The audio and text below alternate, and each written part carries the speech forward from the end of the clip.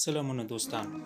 د ټولو مسلمانانو لپاره یو ښه خبر هغه دا چې د څو میاشتو وروسته ځنډ څخه یو ځل بیا د مسجد نبوي خلاصېدل د لمونځ کوونکو په وړاندې یو ډېر خوښوونکی خبر دی او په مسجد نبوي کې لمونځ کوونکو ته اجازه ورکول سوې.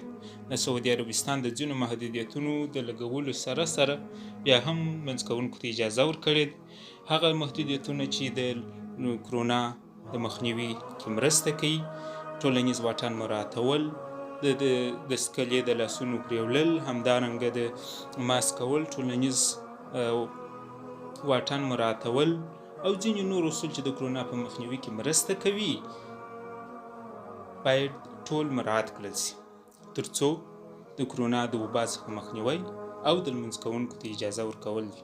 تر بیا د الله په امان.